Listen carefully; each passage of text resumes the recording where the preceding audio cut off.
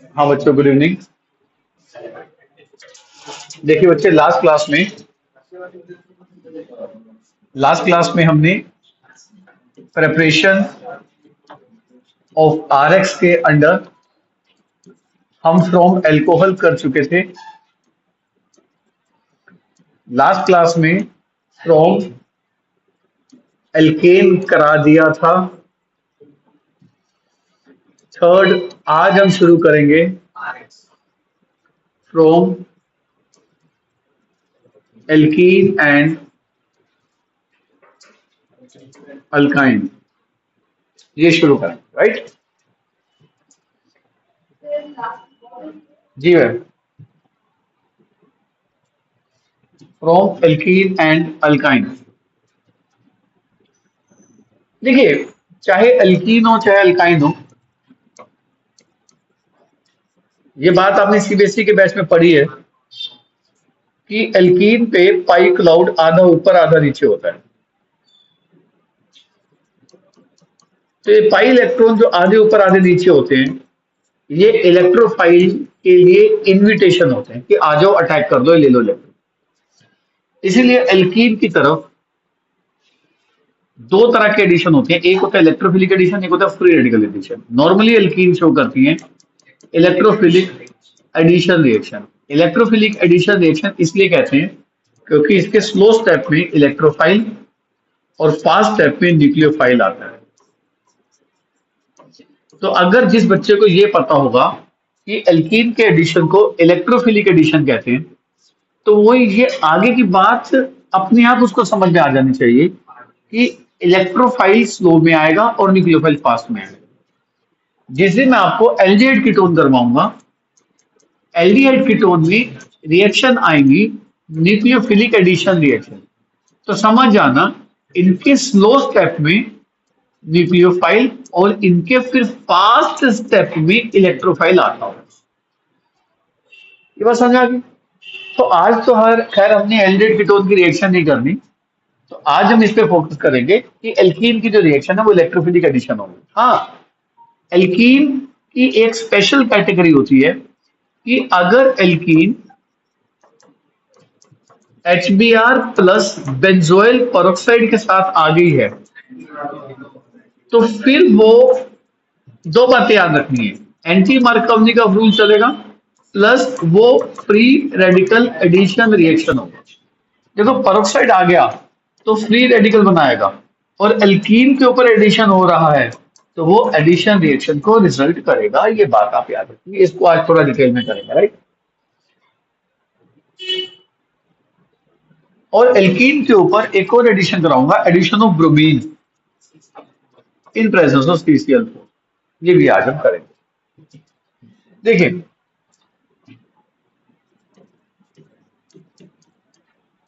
जब normal addition होगा HCl HBr का, H कहीं भी जा सकता है, तो पहले तो H प्लस गया होगा, बाद में Br माइनस गया होगा, पहले H प्लस बाद में Br minus, electrophilic addition result करेगा। अब जैसे ये है प्रोपीन है, प्रोपीन में जब HBr जाता है तो मैंने आपको क्या सिखाया, ज्यादा H पे क्या डालते हैं, H, और कम H पे क्या डालते हो, Br। आप जानते हैं ये चीज थोड़ी रिस्की हो सकती है। क्यों रिस्की हो सकती है, मैं बताता हूँ। सीबीएसई में रिस्की नहीं होगी, जेई नीट में रिस्की हो सकती है। इसलिए रिस्की हो सकती है कि इसके अगर मैकेनिज्म को अगर आप देखें तो इसके मैकेनिज्म में मैंने आपको कहा पहले तो इलेक्ट्रोफाइल आएगा, इलेक्ट्रोफाइल मतलब H प्लस आएगा। पहले एक बार मैकेनिज्म पे नजर मारो। अब H प्लस वहां जाएगा जहां इलेक्ट्रॉन है। मान लो इलेक्ट्रॉन इधर आ गए, इलेक्ट्रॉन इधर आ गए तो H प्लस इधर चला जाएगा। अगर H प्लस CH2 पे चला गया तो कार्बोकटायन इस पे बनेगा। और दूसरी ऑप्शन ये थी कि H प्लस इधर आ जाता, इलेक्ट्रॉन इधर आ जाते, इलेक्ट्रॉन इधर आए थे तो H प्लस इधर आ जाता, तो फिर कार्बोकटायन उधर बनता। तो यानी कि दो ऑप्शन हो सकती थी, एक थी रूट A और एक थी रूट B। मान लो ऊपर वाला था रूट A, अगर ऊपर वाला रूट होता तो ये बनना चाहिए था। मान लो नीचे वाला था रूट B, नीचे वाला सही होता तो ये बनना चाहिए था। 1 डिग्री कार्बोकटायन से ज्यादा स्टेबल 2 डिग्री कार्बोकटायन होता है, इसलिए ये बन जाएगा, ये तो बनेगा नहीं। यानी कि रूट बी क्या हो गया, रिजेक्ट हो गया। रूट ए को पकड़ो। अब रूट ए में आपने ध्यान रखना है कि इंटरमीडिएट फॉर्म दिस कार्बोकेटायन। तो ये जो रिएक्शन होती है ना बच्चों, इसके अंदर जब एल्कीन का जब इलेक्ट्रोफिलिक एडिशन रिएक्शन होगा, आपने इस बात को याद रखना है, carbocation is formed in slow step. इसके स्लो स्टेप में कार्बोकेटायन बनेगा। और मैं आपको पिछली 2-3 क्लास से एक चीज सिखा रहा हूं कि जहां पे कार्बोकेटायन बनेगा वो अपने आप को रीअरेंज करेगा। तो इसीलिए अगर आप सीधा H को ज्यादा पे डाल देंगे, Br को कम पे डाल देंगे, तो आप फंस सकते हो। मैं आपको बताता हूँ कहां फंस सकते हो। जैसे इसको देखिए ध्यान से।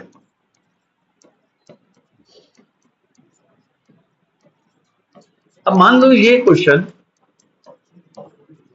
आपके सीबीएसई में आते, हालांकि आएगा नहीं, तो बच्चा नॉर्मली क्या करेगा? बच्चा कहेगा ज्यादा पे H फेंक देता हूँ, Cl को यहाँ पे फेंक देता हूँ, आंसर गलत हो जाएगा। अब आप अपनी मैकेनिज्म के हिसाब से चलना 12th क्लास में।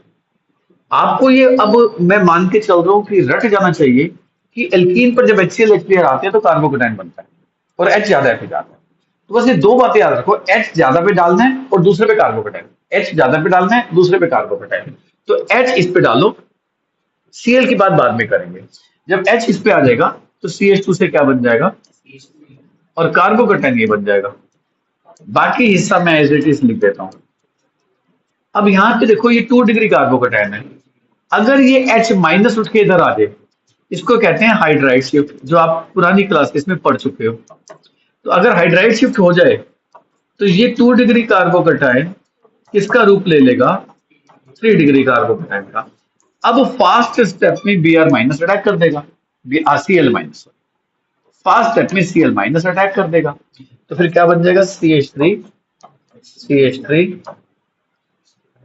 Cl। तो ये रीअरेंजमेंट करनी आपको आनी चाहिए। अब जैसे आप अगले केस को देखिए, CH3 अब आपको देखते ही समझ में आ जाएगा कि सर इसके अंदर हाइड्राइड नहीं मिथाइल शिफ्ट करेंगे। अब जैसे ही H इधर जाएगा, कार्बोकेटाइन किधर बन जाएगा बताना जरा, 2 डिग्री 2 डिग्री कार्बोकेटाइन बन गया। और 2 डिग्री कार्बोकेटाइन में मिथाइल माइनस पूरा शिफ्ट होकर इधर आ जाएगा। तो फिर क्या बन जाएगा, CH3 प्लस CH पे क्या आ गया, और ये आ गया CH3। अब इसके ऊपर कौन अटैक कर देगा, Br माइनस। अब आप देखो ये प्रोडक्ट बन गया, 3 डिग्री अल्काइल हैलाइड बनेगी।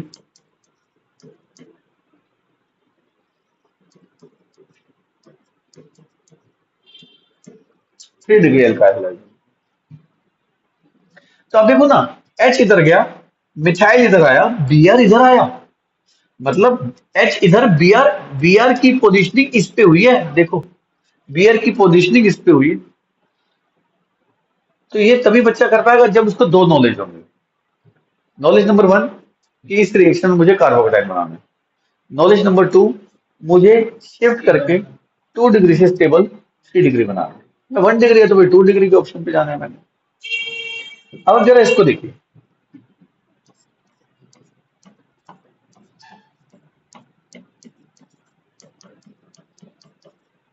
अब ये रिएक्शन तो कोई भी कर लेगा कि H को ज्यादा पे डाल देते हैं, कार्बोकेटाइन ये बन जाएगा, ये वाला कार्बोकेटाइन रेजोनेंसली स्टेबलाइज हो जाएगा, Br इस पे अटैक कर देगा, कोई भी कर देगा। पर आप सोचो, ये क्वेश्चन आया हुआ है, कई बार आया हुआ है। अब आप सोचो अगर ये क्वेश्चन आ गया और HBr आ गया, तो आप सबसे पहले तो H को ज्यादा पे डालो, यहां फेंक दूं। अब तो यहां पे आते ही क्या बन जाएगा, कार्बोकेटाइन। क्या ये कार्बोकेटाइन हाइड्राइड शिफ्ट करा के कार्बोकेटाइन यहां शिफ्ट नहीं हो सकता? तो अगर कार्बोकेटाइन इधर शिफ्ट हो जाए, क्या मैं ये प्रोडक्ट डायरेक्ट बना दूं? समझ में आ गया? तो आप जरा ध्यान दो, H इस पे गया, Br इस पे आया। तो ये रिएक्शन किस रूट से कराई होगी मैंने, हाइड्राइड, ये हाइड्राइड शिफ्ट से मैंने रिएक्शन करा दी। बोलो बच्चे, बात क्लियर है? समझ आ गया कैसे करा? तो ये नॉलेज तो आपको नहीं चाहिए हाइड्रेट। आगे बढ़े बच्चे। अब जैसे ये क्वेश्चन हमने किए, ये हमने एनसीईआरटी में करा है, एनसीईआरटी का इंटेक्स क्वेश्चन भी है, हमने नोट्स में भी किया है। तो इसलिए मैं हमेशा इस बात को कहता हूँ, जब भी इन क्लासेस में आओ तो प्लीज रिवाइज करके आओ। इन क्लासेस में फिर बाउंसर लगेंगे आपको क्लासेस। अभी आपको हल्का लग रहा होगा, आगे चल के भारी लगेगी। जिस दिन ऑर्गेनिक अपनी स्पीड पकड़ेगी ना, ज्यादा कंटेंट हो जाएगा। ज्यादा कंटेंट में होता है फिर हम आगे के टॉपिक में पीछे का कोई भी कंटेंट उठा के डिस्कस कर लेते हैं, तो वहां फंस जाओगे आप। तो ऑर्गेनिक तो रिवीजन से चलेगा, अदरवाइज नहीं चल पाओगे आप। अब बताओ, एच को हमने ज्यादा पे डाला था, यहाँ पे एच ज्यादा होते, यहाँ पे एक भी एच नहीं है तो एच इधर, बी आर इधर चला जाएगा। तो ये रहा बी आर, और यहाँ पे एक एच था, एक एच और आ गया। ये बात तो समझ में आती है। पर आप एक बात सोचो, पर अगर यहाँ इधर मिथाइल हो, इधर इथाइल हो, और यहाँ पे एच बी आर का एडिशन हो, एच तो इधर भी नहीं है, एच तो इधर भी नहीं है, अब क्या करें? अब एच दोनों में नहीं है, तो अब आपको कंसेप्ट आना चाहिए कार्बोकेटाइन स्टेबिलिटी का। कैसे?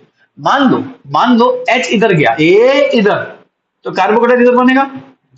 तो मैंने एच को डाल दिया इधर, इधर एच फेंक दिया, तो यहां पे क्या बन गया? अच्छा, अब मान लो एच डाल दिया मैंने नीचे, ये लो, जहां इथाइल था वहां मैंने एच डाल दिया, यहाँ मिथाइल था, मैंने यहाँ पे क्या बना दिया? कार्बोकेटाइन बना दिया। अब मैं आपसे पूछता हूँ, कार्बोकेटाइन इलेक्ट्रॉन डोनेशन से स्टेबलाइज होते हैं। अब यहाँ पे इथाइल ग्रुप इलेक्ट्रॉन डोनेशन से इस कार्बोकेटाइन को स्टेबलाइज करेगा। इथाइल का इलेक्ट्रॉन डोनेशन ग्रुप ज्यादा इफेक्टिव होता है। यहाँ पे मिथाइल इलेक्ट्रॉन डोनेशन से स्टेबलाइज करेगा, पर इथाइल का इलेक्ट्रॉन डोनेटिंग मिथाइल के इलेक्ट्रॉन डोनेटिंग से ज्यादा होती है। तो this carbocation is more stable. और आप जानते हैं इंटरमीडिएट तो वही बनता है भाई जो ज्यादा स्टेबल हो। तो फिर ये लो एनर्जी पे बन जाएगा, वो हाई एनर्जी पे। तो पहले जब एनर्जी मिलती है तो लो एनर्जी पहले आती है, हाई तो बाद में आती है। तो इसने पहले बन जाना है। जब इसने पहले बन जाना है,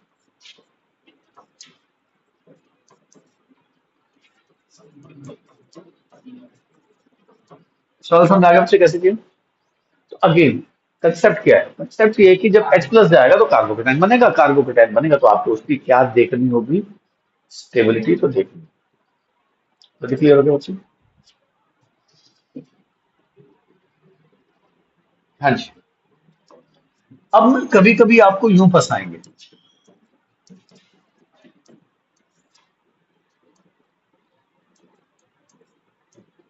यूं फंसाएंगे आप।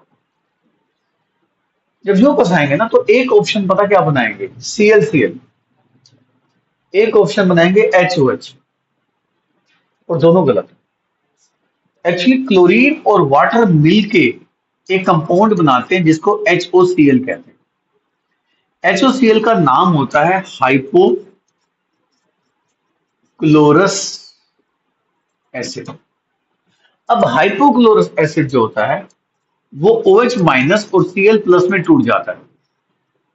अब बताओ इसमें इलेक्ट्रोफाइल कौन बन गया? OH माइनस या Cl plus? Cl plus. Now Cl plus will act as, और बताना स्लो स्टेप में कौन अटैक करता है मेरे बच्चों? इलेक्ट्रोफाइल अटैक करता है। तो Cl plus will attack on more number of carbon atom, ताकि कार्बोकेटाइन 2 डिग्री बन जाए। तो फिर ये कार्बोकेटाइन बनेगा। इस CH2 पे अटैक किसका होगा बच्चों, बताना। अब नेक्स्ट स्टेप में अटैक कौन करेगा? तो अब बताओ फाइनली प्रोडक्ट क्या बन जाएगा? वो ऐसा खेल आपके साथ इसके अंदर भी खेल सकता है।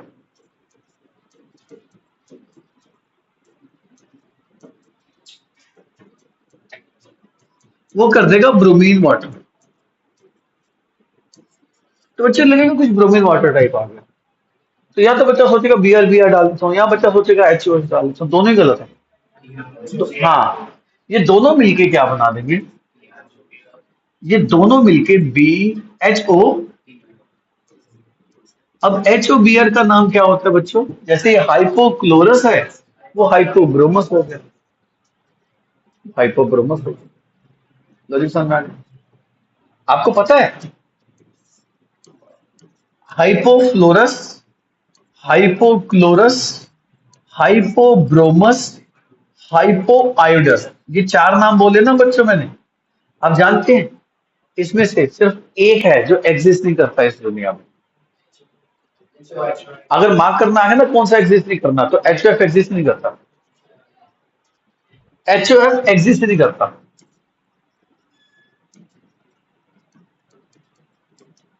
ध्यान रखना। तो अगर है ना which of following does not exist, तो हाइपोफ्लोरस एग्जिस्ट नहीं करना। फ्लोरीन का एक ऑक्सो एसिड एग्जिस्ट नहीं करता, फ्लोरीन का हाइपोफ्लोरस। फ्लोरीन का फ्लोरस एसिड भी होता है, फ्लोरिक भी होता है, पर फ्लोरिक भी होता है, पर हाइपोफ्लोरस एग्जिस्ट नहीं करता क्योंकि फ्लोरीन +1 ऑक्सीडेशन स्टेट शो नहीं करता। फ्लोरीन तो +1 शो कर गया ना, फ्लोरीन +1 शो। फ्लोरीन तो बादशाह राजा है पूरी टेबल का। इलेक्ट्रोनेगेटिविटी में सबसे ऊपर कौन है?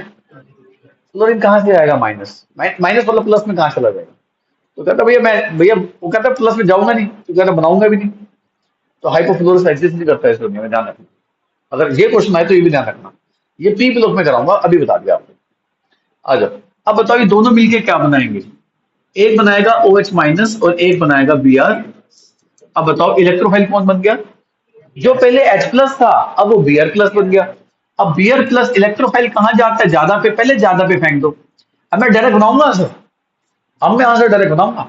Br को मैं यहां फेंकूंगा, कार्बोकेटाइन, कार्बोकेटाइन की हाइड्राइड शिफ्ट यहाँ पे प्लस प्लस पे अटैक करेगा कौन? तो सीधा बनाऊंगा मैं, सीधा बनाऊंगा मैं। सवाल समझ में आ गया मेरे बच्चे को? और जब आप करेंगे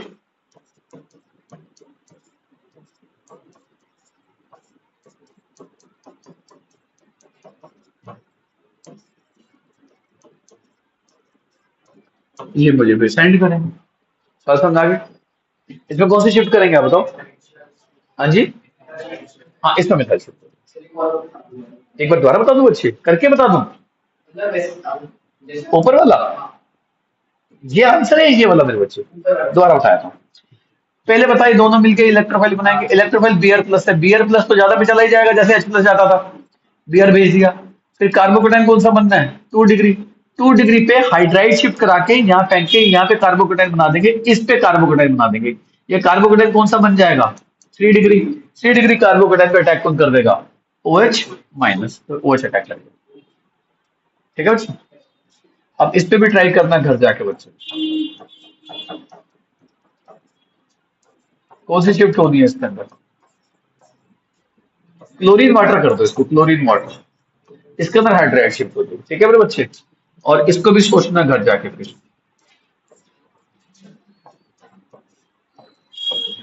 ये भी आया हुआ है, ये भी क्वेश्चन आया हुआ है, कर लोगे ना? आगे बढ़े बच्चे, बोलिए। चलिए देखिए, हाँ अब आपकी कंसेप्ट क्लैरिटी लेके आता हूं। जैसे क्वेश्चन पिछली क्लास में किए थे, मैंने कहा ना धीरे धीरे आपकी अप्रोच बहुत ज्यादा रिफाइंड हो जाएगी एक जैसे क्वेश्चन कर करके। अब मान लो ये डिफरेंट एल्कीन्स आपको दे दी गई है, ठीक है?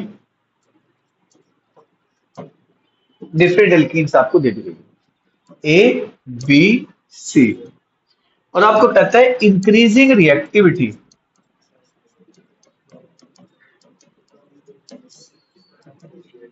With HBr। मैं आपसे पूछता हूं HBr जब बनता है तो इंटरमीडिएट क्या बनता है? कार्बोकेटाइन।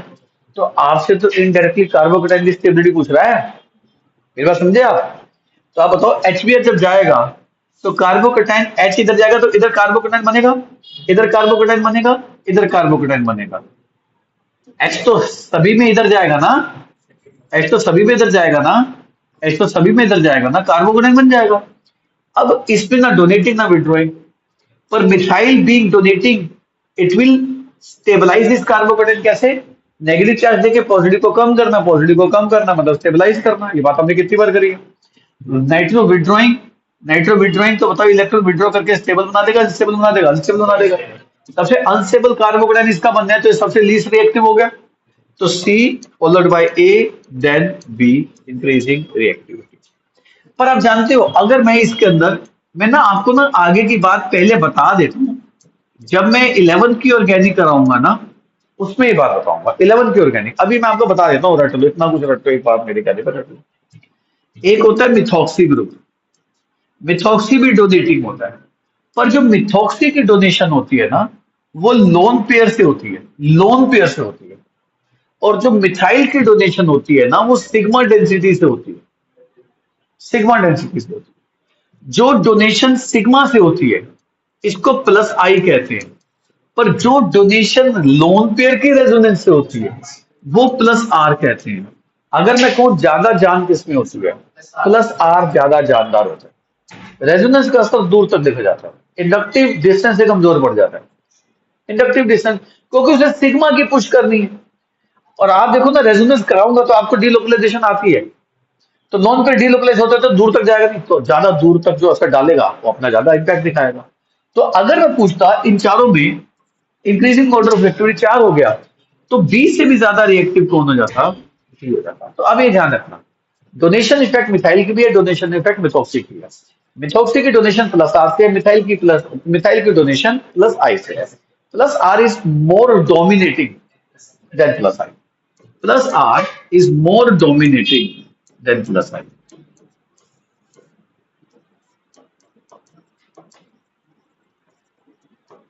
तो मिथॉक्सी का डोनेशन स्ट्रोंगर है किसके मुकाबले, ये थोड़ा याद रखना, ठीक है मेरे बच्चों। तो देखो ये कितना टफ क्वेश्चन लग रहा है देखने में, पर आपने कंसेप्ट किसका लगाया, दो।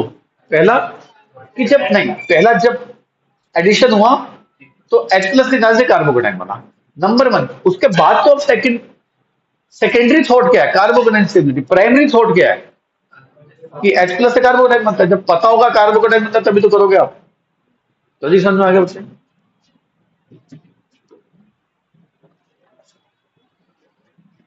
आगे चले, चलो। ये तो जी एल्कीन की। एक होती है एल्कीन की एडिशन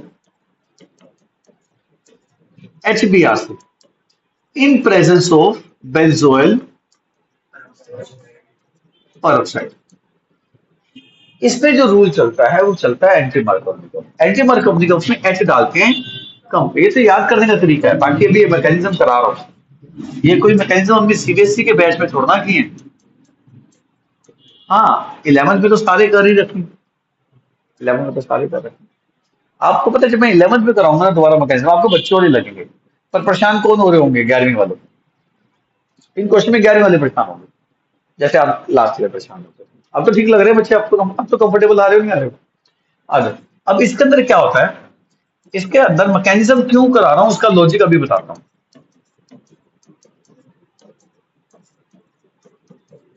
अब आप इस मॉलिक्यूल का मिड पॉइंट देखेंगे ना, ये इसका मिड पॉइंट है, जो लेफ्ट में वो राइट पे। तो बस इसकी ताकत जितनी लेफ्ट पे उतनी राइट पे है, तो एक इलेक्ट्रॉन ये फेंक लेगा, एक इलेक्ट्रॉन ये। होमोलिटिक में आधा एरो दिखाते हैं, होमोलिटिक में पूरा एरो नहीं दिखाते। अगर कभी ऐसा एरो दिखा दें मतलब दो इलेक्ट्रॉन जा रहे हैं, जैसे हेट्रोलिटिक। अगर आप आधा एरो दिखाते हो तो दिस इज होमोलिटिक। पेरोक्साइड हमेशा होमोलिटिक कराता है।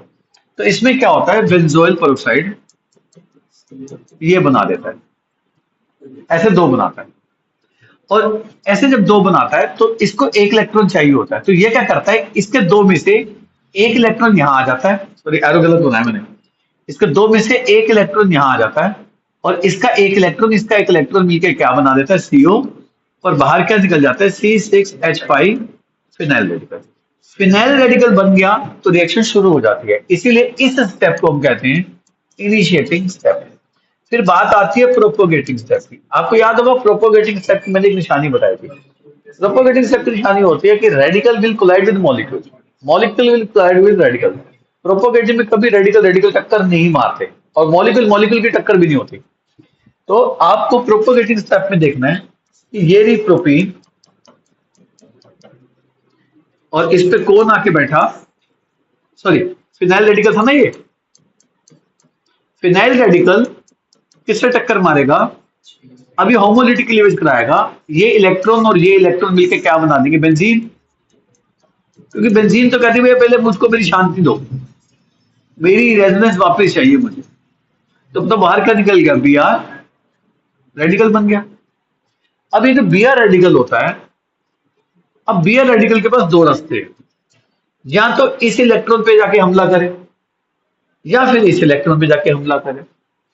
एक पल के लिए मानो Br इस पे हमला करता है, अगर Br ने इस पे हमला किया तो रेडिकल इस पे बनेगा 2 डिग्री। दिखाता हूं मैं, CH3 CH radical, CH2 radical, Br radical. देखो ना, ये इलेक्ट्रॉन, देखो दो इलेक्ट्रॉन है, Br ने इस रेडिकल से इस रेडिकल ने इसके साथ बॉन्ड बनाया, इसके साथ, ये देखो बना दूं। अब तो रेडिकल किस पे जनरेट हुआ, 2 डिग्री का। और अगर Br उधर जाता, इधर Br इधर जाता, इधर, तो रेडिकल फिर 1 डिग्री का बनता। तो आप ये जानते हो,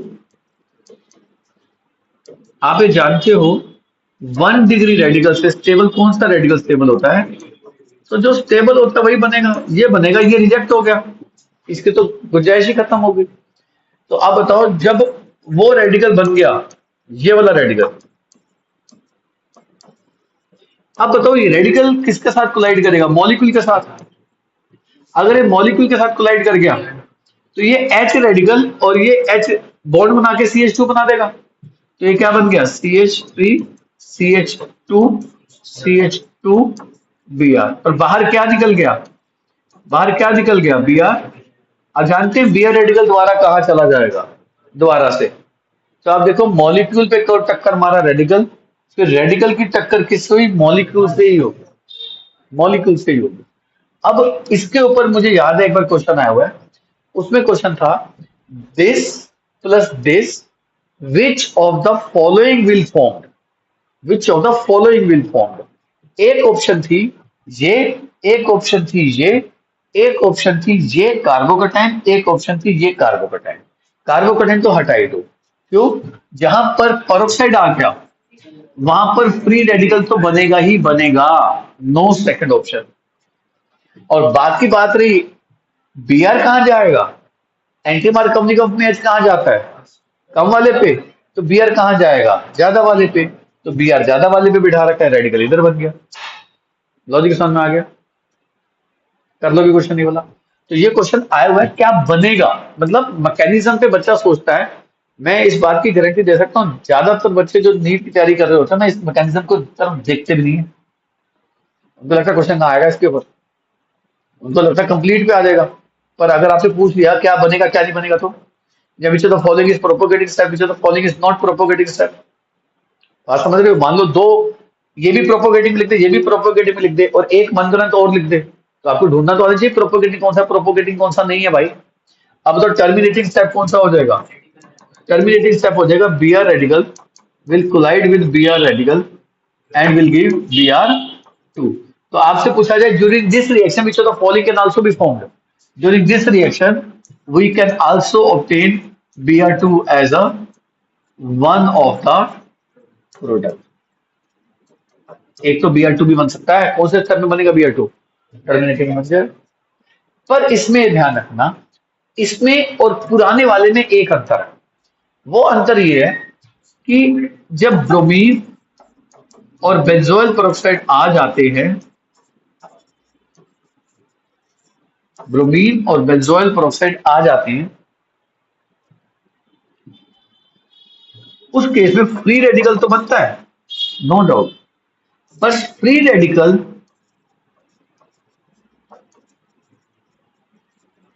कैन नॉट अंडरगो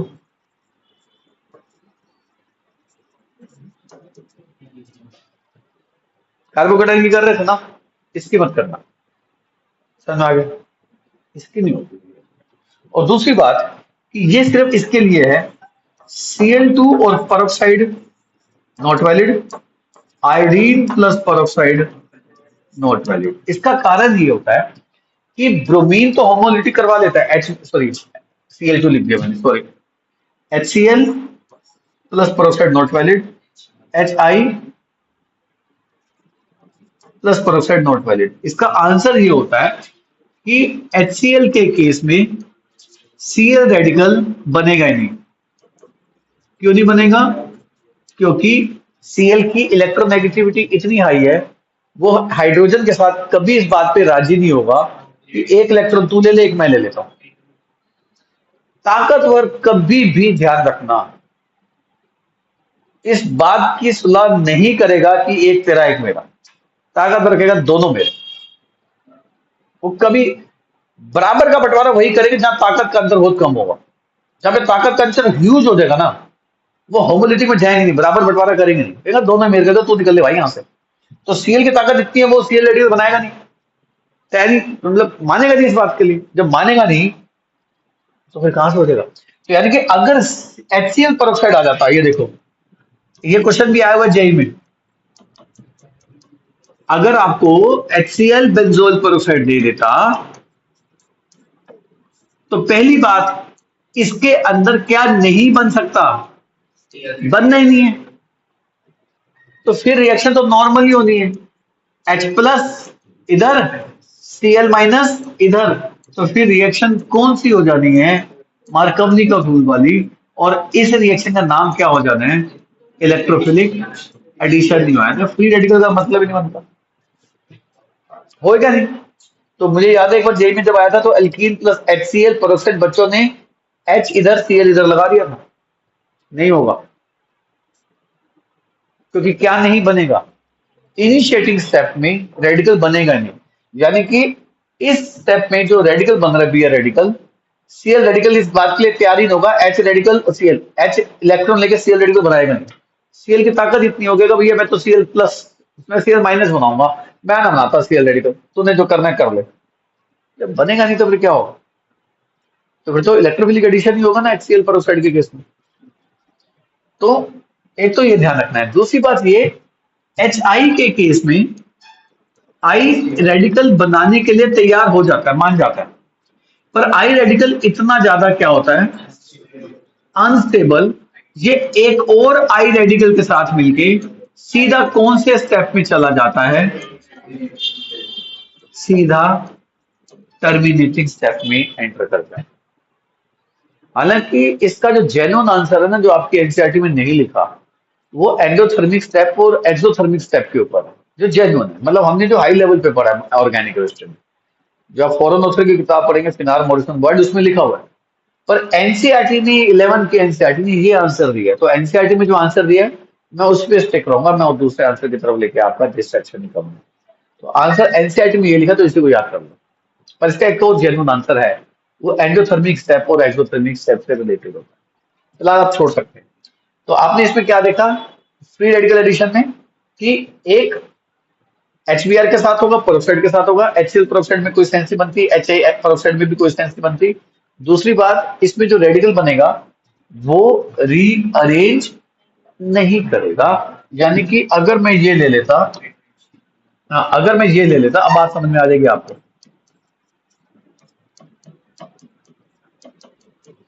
और यहां पे मैं HBr पेरोक्साइड डाल देता, तो फिर H को इधर और Br को इधर ही डालना है।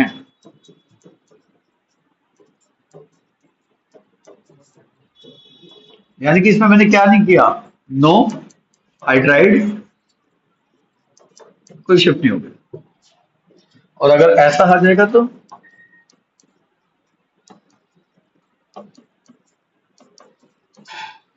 और इसमें आ जाएगा, तो HBr पेरोक्साइड के साथ बच्चों ये क्या बना दिया मैंने, हाँ, H कम पे चला जाएगा, Br नो मिथाइल शिफ्ट। तो कार्बोकैटायन फॉर्मेशन और फ्री रेडिकल इंटरमीडिएट में फिर से ये ध्यान रखना है कि कार्बोकैटायन बना के आप रीअरेंज कर सकते हो, फ्री रेडिकल के साथ पंगे मत लेना, जो बना दिया बना के आगे खत्म करो। ये तो बात रही हाइड्रोहेलोजिनेशन। देखो, एक होता है हेलोजिनेशन, जब हम एल्कीन के ऊपर हेलोजिनेशन करते हैं ब्रोमीन से Cl4 की प्रेजेंस में, तो एक Br इधर और एक Br इधर जाता है, ये भी इलेक्ट्रोफिलिक एडिशन। इसके अंदर जो इंटरमीडिएट बनता है, ब्रोमोनियम आयन बनता है।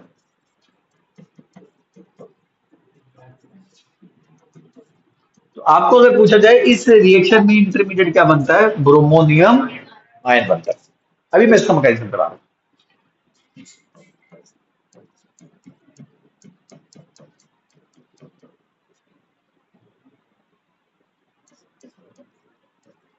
इसके ऊपर हम ब्रोमीन का एडिशन कराएंगे in the presence of CCl।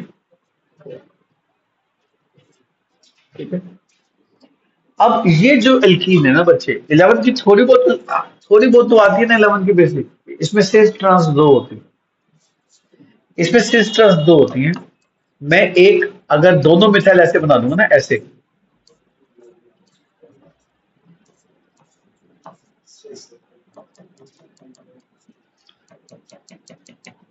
ये मैंने कौन सी एडिशन दिखा दी, सिस बनाई ट्रांस बनाई।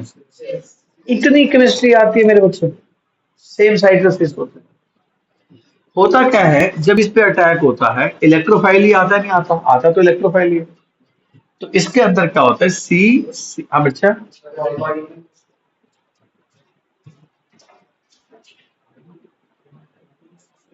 कब हुआ था ये, जस्ट हुआ है ना। हाँ ध्यान रखा करो। आज तुम्हारे लिए करता हूँ ताकि आप कभी रिवाइज कर लो, कुछ अच्छी बैठा। आज अब होता क्या है, Br प्लस अटैक करेगा, आएगा तो इलेक्ट्रोफाइल एल्कीन है। जब Br प्लस आता है तो ये इंटरमीडिएट बनता है, ये वाला,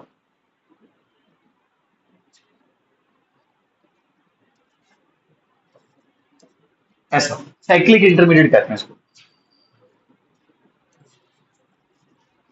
साइक्लिक। और बाकी क्या है, मिथाइल H, ध्यान से देखना बच्चे, मिथाइल। अच्छा आप इस बॉन्ड को समझते हो, ये आपकी तरफ आ रहा है, ये आपसे दूर जा रहा है। ये तो 12th के बैच में थोड़ी बताई होगी बात। ये आपकी तरफ आ रहा है और ये, अब आना किसने जल्दी बताओ, Br माइनस से। किससे आना है, देखो Br माइनस के पास दो रास्ते हैं, Br माइनस के पास दो रास्ते। पहला रास्ता, या तो वो नीचे से ही हमला कर दे, जिस तरफ ये Br लगा है उसी तरफ से हमला कर दे। दूसरा, ये ऊपर से हमला कर दे, ऐसे दो ऑप्शन है। अगर ये Br नीचे वाले Br की तरफ से हमला करता है, इसको कहते हैं सिन एडिशन। कौन सा एडिशन, सिन एडिशन। अगर ये Br दूसरी तरफ से हमला करता है, एंटी एंटी मतलब ऑपोजिट साइड से, तो अगर ये इधर से हमला करे तो ये एडिशन कौन सा हो जाएगा, और अगर ये ऊपर से हमला करे ये कौन सा हो जाएगा। पर जब ये एल्कीन ब्रोमिनेशन के साथ अटैक कराती है, तो ये जो अटैक होता है, ये अटैक एंटी एडिशन होता है। कौन सा एडिशन होता है बच्चे, एंटी कराती है, ऑपोजिट साइड से Br माइनस आता है। ठीक है जी। अब Br माइनस जब ऑपोजिट साइड से आएगा, इसके पास दो रास्ते हैं। पहला रास्ता, ये इस पे आए, पहला रास्ता ये इस पे आए, ये रूट ए है। अब जानते हैं अगर Br माइनस इस पे आया तो ये हट जाएगा, ये हट जाएगा, और ये Br इस पे नीचे की तरफ लटक जाएगा। समझ आ गई बात, इस पे आई वाला Br इस पे लगाना, इस पे लगाना, ये इस कार्बन पे Br लगाना। आपको लगता है ये ऊपर से आ गया, आपको लगता है ऊपर से आ गया। अगर ये ऊपर से आ गया तो ये वाला Br नीचे की तरफ लटक जाएगा, ऐसे। आपको लगता है नीचे की तरफ लटक गए, बोलो भाई। अब बाकी क्या बची, मिथाइल आपकी तरफ, H इधर, ये देखो मिथाइल आपकी तरफ, H आपसे, अब इधर क्या आ जाएगा, मिथाइल आपकी तरफ, H आपसे दूर, ये बन जाएगा मेरे बच्चे। अच्छा एक पल के लिए मानना, एक पल के लिए मानना कि ये Br इधर ना जाके इधर गया, बी पे गया। ये था रूट ए, ये था रूट ए। रूट बी बनाओ, आ जाओ। रूट बी जब बनाऊंगा तो ऐसे बना देता हूं। अब इस वाले पे डालूंगा, इस वाले पे, ये Br ऊपर आ गया। अब बताओ ये Br अगर ऊपर वाले पे आएगा तो ये वाला Br नीचे इधर लटक जाएगा। बाकी ए मिथाइल ऐसे है ही है, और इधर क्या था, ये मिथाइल ऐसे है ही है, ये क्या था इधर, ये बात समझ में आ गई बच्चों, बोलो।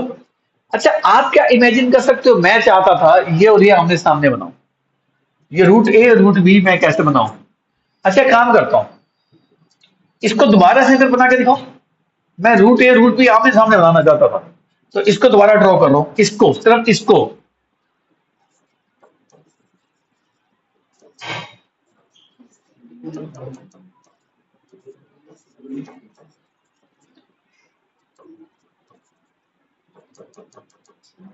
ये कौन सा रूट है? ये कौन सा रूट है? ध्यान से देखो, ध्यान से। आपको लगता है इसकी मिरर इमेज है ये? Feel the image of this molecule, क्या लग रही है? फील करो, नहीं तो फिर मैं सिखाता हूं। आप बीच में शीशा मान लो, क्या इसकी इमेज ये दिखाई देगी? परफेक्ट इमेज दिखाई देगी। पता कैसे? बीआर के सामने क्या दिख रहा है? मिथाइल के सामने क्या दिख रहा है? एच के सामने क्या दिख रहा है? और ये वाला एच जो बहुत दूर है, ये वाला एच में क्या दिख रहा है? ये वाला बीआर जो बहुत नीचे है। मिरर इमेज है। एक दूसरे की मिरर इमेजेस क्या होती है? रेसिमी मिक्सचर। क्या बन गया ये? रेसिमी मिक्सचर बन गया। अगर ये रेसिमी मिक्सचर है,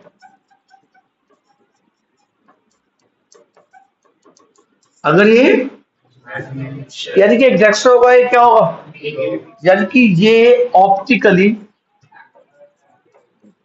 इनएक्टिव मिक्सचर बना, आया ना? ऑप्टिकली इनएक्टिव मिक्सचर बन गया। यानी कि क्या मैं कह सकता हूं ये दोनों एनेंशियोमेरिक पेयर हैं, A and B are एनेंशियोमेरिक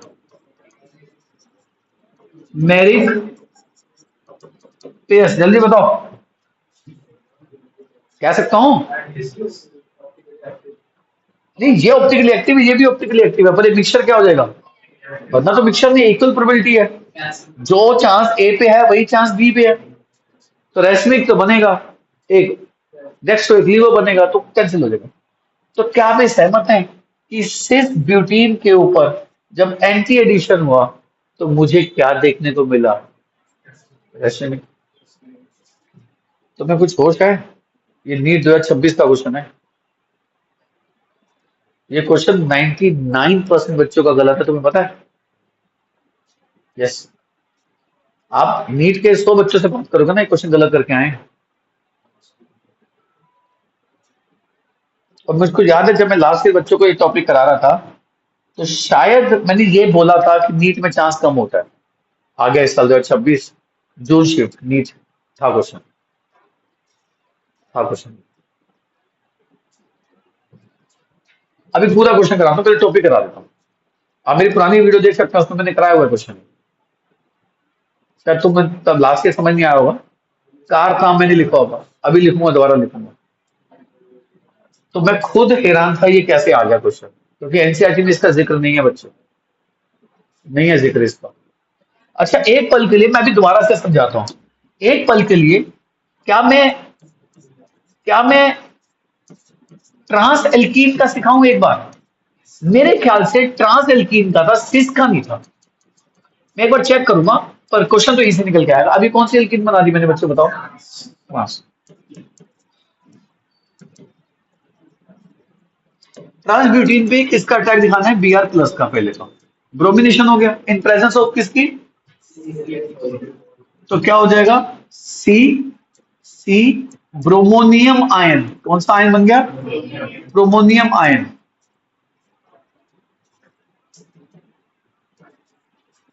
bromonium ion बन गया। अब बताओ, यहां पे मिथाइल है और यहां पे क्या है मेरे बच्चों? अब देखो यहां पे क्या है? हाइड्रोजन है और पीछे की तरफ कौन बैठा है? अब बताओ, अब इसके ऊपर अटैक किसका कराना है हमने? Br। Br माइनस के पास एक रूट ए ये है, एक रूट ए है। तो एक काम करते हैं, पहले रूट ए करा देते हैं। अच्छा रूट ए करा दिया तो इस सी पे अटैक किसका हो जाएगा मेरे बच्चों, बताओ? ऊपर आके बैठ जाएगा, यहां से बॉन्ड टूट जाएगा, ये Br इस कार्बन पे लटक जाएगा ऐसे। क्या बात समझ में आई? विजुलाइज करते रहना। अगर इस पे आ गई तो बाकी इस पे क्या लगा हुआ है? ये एच लगा हुआ है,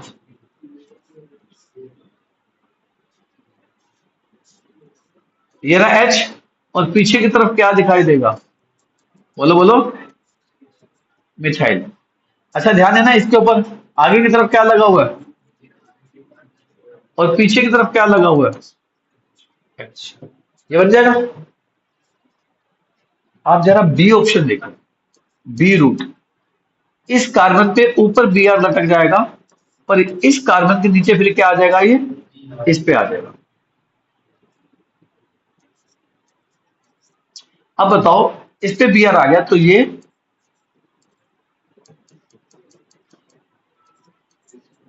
बस समझ आ गई। और इस पे क्या हो जाएगा बताओ, बी आर, ये मिसाइल, ऐसे बता दूं। और ये क्या आ जाएगा जल्दी बताओ, ये बस समझ में आ गई। अब आप पता है क्या कहेंगे, क्या मैं आपसे पूछा मेरे में तो है नहीं, छोड़ दो छोड़ दो।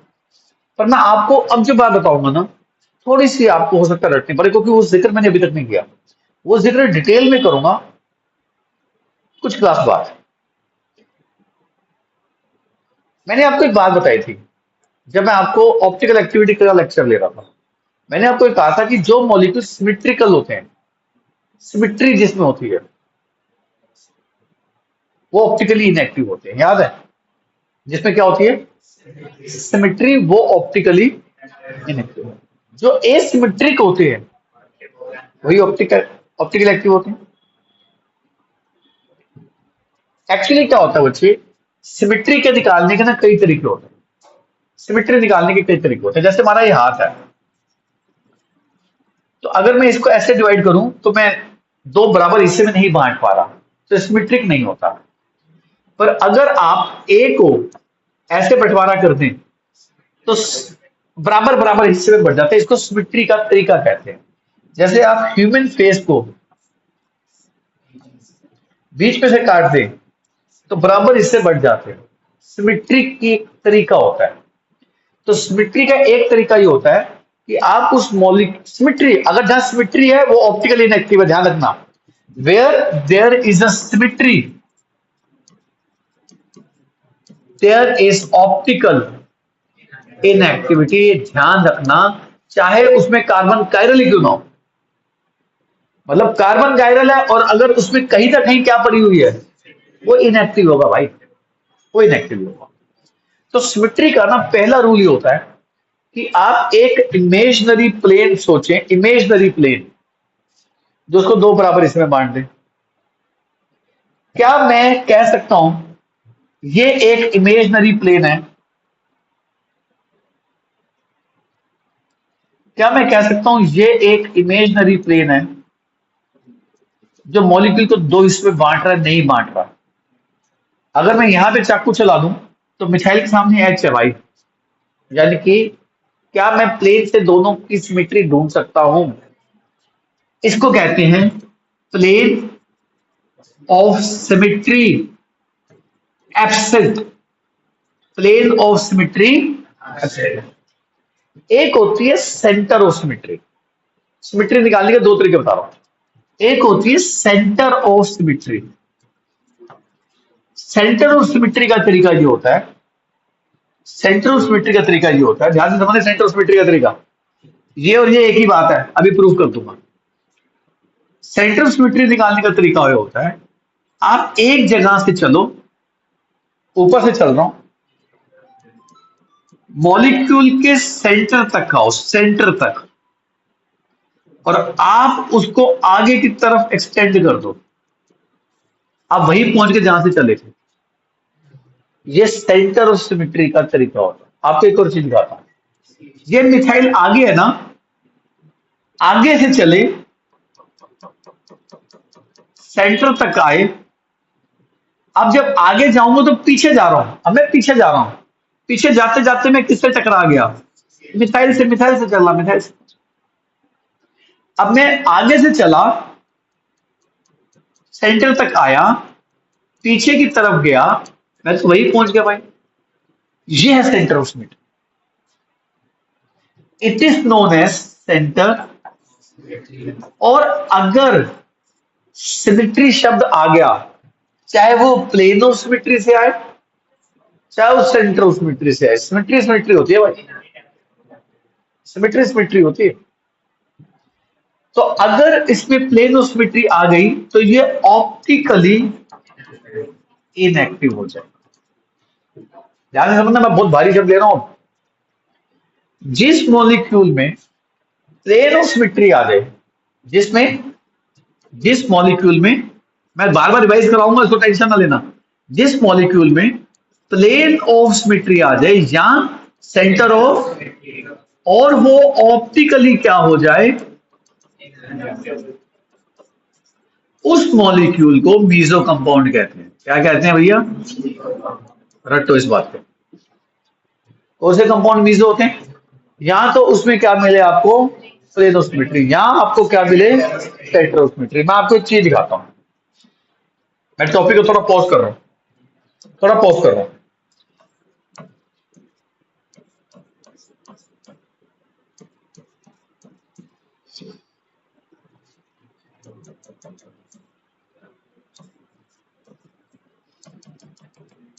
ये भी कायरल है, ये भी कायरल है, पर अब ध्यान से देखो, इसमें एक प्लेन है जो इसको दो बराबर हिस्सों में बांट रहा है। हाँ, ये रहा, ये प्लेन इमेजिनरी सोचो। क्या अगर मैं इसको इमेजिनरी प्लेन मान लूं, इस हिस्से की मिरर में उधर नहीं दिख रही आपको, तो ये कौन सी सिमेट्री है? Plane of symmetry, centre of symmetry? तो आप कहेंगे इसमें प्लेन ऑफ सिमेट्री है। ये पहली बात ऑप्टिकली इनएक्टिव है, और ये कंपाउंड कौन सा कंपाउंड माना जाएगा? अब ये ऑप्टिकली इनएक्टिव का मैं इसकी भी टेक्निक बताता हूं। एक्चुअली आपको तो सब कायरल है, आपने तो सिखाया कायरल होते तो ऑप्टिकली एक्टिव होते हैं। एक्चुअली क्या होता है, ये वाला आधा हिस्सा अगर +20 पे रोटेशन कर रहा होता है, तो अगला आधा हिस्सा -20 पे करता है। इसको भी कंपनसेशन कहते हैं, पर इसको कहते हैं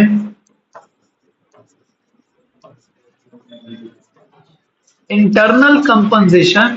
और याद करो, जो रेसिमिक होता है, जिसमें एक डेक्स्ट्रो होता है और एक, ये भी एक दूसरे के रोटेशन को कैंसिल करते हैं, इसको कहते हैं एक्सटर्नल कंपनसेशन। मेरी बात समझ में आई मेरे बच्चों? तो meso compound optically inactive in spite of presence of chiral carbon atom due to internal compensation. अब जरा इस बात को सोचो, क्या आपको इसके अंदर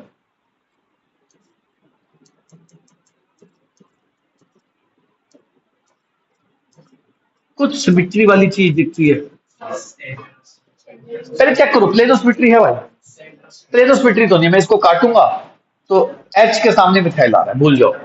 सेंटर ऑफ सिमेट्री है, देखना जरा, Cl से चला, Cl तक पहुंच गया, H से चला, मिथाइल से चला, तो इसके पास कौन सी सिमेट्री है? सिमेट्री है। तो ये ऑप्टिकली क्या हो गया? और इसको मैं क्या नाम दे दूंगा भाई साहब? मीजो कंपाउंड है। अब आपको चीज दिखाता हूं, ये मैं बार बार कराऊंगा, टेंशन मत लेना, आप आगे भी कराऊंगा। इधर आ जाओ, यहाँ पे मैं कह रहा था एनेंशियोमर है। आपको मैं कुछ सेकंड देता हूँ, सोचो, क्या आपको इसमें प्लेन ऑफ सिमेट्री दिखती है? सोचो, क्या मैं इसको इस प्लेन से काटूं तो आपको लगता है जो लेफ्ट में राइट में नहीं है? मैं दिखाता हूं क्यों। मिथाइल के सामने मिथाइल है, H के सामने H है, पर भाई साहब Br के सामने Br नहीं है। तो इसमें कौन सी सिमेट्री एब्सेंट है? इसमें प्लेन ऑफ सिमेट्री एब्सेंट। आज सेंटर ऑफ सिमेट्री देखते हैं, Br से चलो सेंटर तक जाओ, Br पे पहुंचे, खुशी की बात है। पर मिथाइल से चलो सेंटर तक पहुंचो, यहां नहीं पहुंचे आप, यानी कि इसमें सेंटर ऑफ सिमेट्री भी, जिसमें ये एब्सेंट है, तो ये सिमेट्री का या एसिमेट्री का है? अगर ये एसिमेट्री का तो एक कायरल मॉलिक्यूल है, यानी कि ये और ये फिर अलग अलग अस्तित्व रखेंगे, एक डेक्स्ट्रो हो जाएगा और एक, यानी कि अगर आपको दो इमेज दे रखी हो, एक मॉलिक्यूल दे रखा हो, आपने देखा इसमें प्लेन ऑफ सिमेट्री नहीं है, आपने देखा इसमें सेंटर ऑफ सिमेट्री, तो वो ऑप्टिकली एक्टिव है, हो सकता है डेक्स्ट्रो ली हो, पर आपको ऐसी दो इमेजेस दे रखी हो, तो फिर आप क्या कह दोगे? एक डेक्स्ट्रो और एक, और दोनों एक दूसरे के एनेंशियोमर्स हैं, और आप इसको देख के समझ जाओगे कि इसके अंदर क्या देखा आपने, प्लेनो थी, प्लेनो थी या सेंट्रोसिमेट्री थी, सेंट्रोसिमेट्री थी इसमें, तो सेंटर इसमें सेंट्रोसिमेट्री थी। अब इसमें भी क्या थी, सेंट्रोसिमेट्री थी, ये देखो, ये देखो बी आर से चले बी आर पे, मिथाइल से चले मिथाइल पे, सेंट्रोसिमेट्री इसमें भी है, प्लेनोसिमेट्री नहीं है। तो कोई सिमेट्री आ गई तो मीजो तो हो गया, हो गया। तो आपने क्या देखा, सिस वाले ने क्या दिया था आपको, जल्दी से बताओ, सिस वाले ने क्या दिया था आपको, सिस वाले ने रेसिमिक दिया था, और ट्रांस वाले ने क्या दिया था, बोलो। सिस का जब एंटी एडिशन हुआ था, कौन सा एडिशन भाई, एंटी होता है यहाँ पे bromination, it gives which product, एक बात बताओ, एंट्रेंस में करके थोड़ा देखोगे, एंट्रेंस में तो टिक करना है सीधा। तो भैया अब समझ में आ गया ना, अब रटो। आपने सीखा होगा ना कि भी tan 45 क्या होता है भाई, तो sin 45 cos 45 फिर डिवाइड करके 1 आता है, एक बार चेक किया था ना उसको, तो रट लिया ना, 1 ही आता है।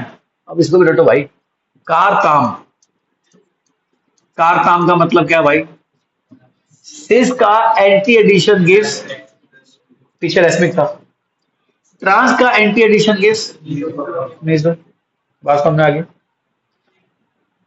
आगे की बात मैं बता दूं तो चाहो तो रट लेना, अगर सिस में एंटी एडिशन ना हो, सिन एडिशन हो, सिन, सिन मतलब सेम साइड, ये देखो, सिन का मतलब जैसे बियर नीचे से आया था ना, दूसरा भी नीचे से आता, इसको सिन कहते हैं। पता है सिस में जब सिन होता तो मिजो बनता, और ट्रांस में जब सिन होता तो फिर रेसिमिक बनता। आप करके देख लेना भाई, सब ट्रस्ट होना चाहिए। तो आप इसको याद कर लो, कार ताम याद है ना, अब उल्टा करना है, सिस के एंटी एडिशन में क्या बन रहा है, रेसिमिक, तो सिस के सिस एडिशन में क्या बनेगा, और ट्रांस के सिस एडिशन में क्या बनेगा। एक बात और बता, अब सीधा आंसर करेंगे जो इस पर नीट में भाई साहब बहुत टफ क्वेश्चन है, तुम्हारी बहुत बुरी किस्मत थी कि इस साल वो क्वेश्चन डाला है इन्होंने जो भाई साहब अच्छे अच्छे नहीं कर पाए, मतलब मुझे तो दिल से दुख है उस क्वेश्चन को लेके, एक डाल देते उसने दोनों डाल दिए, दिखाता हूं क्या।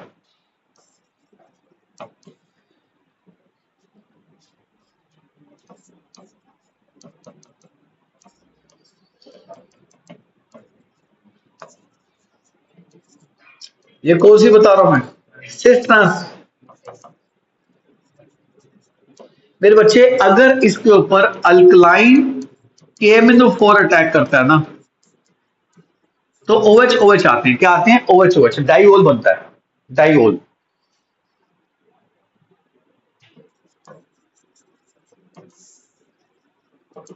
कौन सा एडिशन होता है, बहुत दुख की बात है बच्चे, एनसीईआरटी में नहीं है कहीं।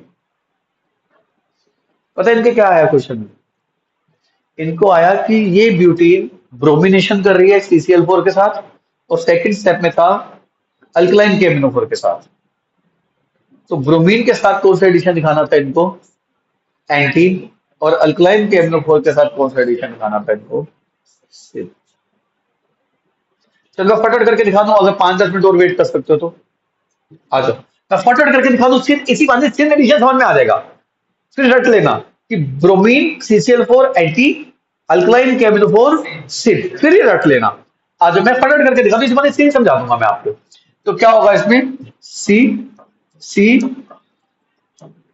अब बताना ये क्या बन रहा है, मिथाइल नीचे हाइड्रोजन ऊपर, मिथाइल नीचे हाइड्रोजन ऊपर। अब क्या करना है जल्दी बताओ, सिन कराना है, तो अब OH माइनस किधर से आएगा, नीचे से ही आएगा भाई साहब, सेम साइड, इसको कहते हैं सिन। अब इसमें 2 ऑप्शन होगी, एक होगी रूट A और एक होगी रूट, तो मैं नीचे करके दिखाता हूं। मान लो रूट A, रूट B ये रहा, और रूट A ये रहा।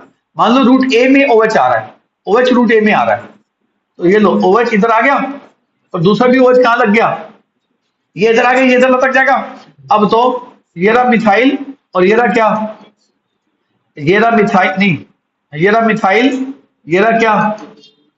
आपको लग रहा है ये प्लेनो महसूस हो रही है? ये प्लेनो हो गई। बीच में से काटता हूँ, मिथाइल के सामने मिथाइल, OH के सामने OH, H के सामने H। आप बी रूट भी देख लो जिसको बी में डाउट है, और जल्दी समझ में आ जाएगा आपको। इसमें देखो क्या होगा, OH इधर आया, जब OH इधर आया तो दूसरा OH भी इधर रहेगा, मिथाइल H, मिथाइल H। तो ये तो प्लेनो दोनों में है, तो एक ही चीज है ये। तो इसमें भी प्लेनो है, इसमें भी, बोथ आर सेम, कोई अलग चीज नहीं बनी है। तो ऑप्टिकली एक्टिव बनेगा, इनएक्टिव बनेगा। तो इट गिव विच कंपाउंड, भाई साहब मीजो बनेगा। वही तो मैं कह रहा था, सिस में जब सिन हो जाएगा, देखो सिस में जब सिन हो जाएगा तो क्या मिलेगा, और पीछे सिस में एंटी कराया तो क्या बना था। और अब मैं ट्रांस का ध्यान से देखना बच्चों, ट्रांस क्या होता है, ये रहा methyl, sorry C methyl, sorry A dash आएगा, मिथाइल, क्या कर रहा हूं, ट्रांस बनाना ना, मिथाइल इधर आएगा, इधर H आएगा, और इधर H आएगा। तो पहले OH आएगा तो क्या बनेगा, और मिथाइल नीचे, और इधर क्या आ गया, अब तो इधर क्या आएगा H, और ऊपर क्या डैश में आ जाएगा। अब होना इसमें कौन सा एडिशन है, सिन ही है, तो OH इधर से भी जा सकता है OH। तो मान लो रूट A ये वाला, रूट B ये वाला, तो रूट A में दिखाना, ये इधर आ जाएगा OH, और दूसरा OH किधर लगा हुआ है, इधर ही लगा हुआ है, नीचे, दोनों नीचे आएंगे। तो बताओ मिथाइल, और यहाँ पे क्या है ये H क्या है, ये एक ऑप्शन चेक करना है, इसमें है आपको प्लेनोसिमेट्री सेंट्रोसिमेट्री, भाई साहब नहीं है ट्राई कर लो, नहीं है, अब मैं टाइप ऐसे करूंगा, आपने पॉज करके देख लीजिए वीडियो देख रहा है। अब दूसरी ऑप्शन क्या बनेगी, अगर नहीं है तो फिर दूसरी ऑप्शन बनेगी, तो बी में आना, दोनों OH किधर लग गए, बोलो बोलो, अब क्या होगा, H मिथाइल, H, तो ना प्लेनोसिमेट्री ना सेंट्रोसिमेट्री, यानी कि ये दोनों क्या बन गए, एनेंशियोमेरिक पेयर्स, यानी कि रेसिमिक मिक्सचर। एनेंशियोमर भी मान सकते हैं, ER लिख देता है, EP लिख देता है। तो आप जरा ध्यान से देखो, ट्रांस वाला क्या दे रहा है, जरा चेक करना। ट्रांस का जब सिन एडिशन हुआ, तो ट्रांस के सिन एडिशन में क्या बनता है, और यहां पे क्या देख रहे हो, सिस के सिन एडिशन में क्या बन रहा है। तो पीछे जब सिस का एंटी कराया था तो क्या बन रहा था, यस, ये याद रखना भाई, याद रखना, ये याद रखना, कारताम याद है ना, कारताम। तो फिर नीचे की लाइन अपने बन जाएगी कैसे, सिस के एंटी में रेसिमिक, तो सिस के सिन में, ट्रांस के एंटी में मीजो, ट्रांस के सिन में, और क्या, अब जो मेन चीज याद करनी है वो सबसे इंपॉर्टेंट है, कि जब सिस ब्यूटीन या ट्रांस ब्यूटीन का ब्रोमीन CCl4 के साथ आएगा, इसमें एडिशन कौन सा लेंगे आप, तो रूल लगेगा कारताम, यानी कि सीधा आंसर, करके देखना ही नहीं है, टाइम वेस्ट थोड़ा करना है पेपर में भाई। अच्छा, सिस का ब्रोमिनेशन करने का तो एंटी होता है भाई, रेसिमी बनाने, ऐसे ऑप्शन ढूंढा जिसमें मिरर इमेज बना रखी होगी। ट्रांस का सर ने कहा था काम मीजो बनाना है, ऐसे ऑप्शन ढूंढना जिसमें प्लेनोसिमेट्री होगी यहाँ। और अगर यहाँ पर सिस ब्यूटीन होती और यहाँ पे मैं क्या डालता,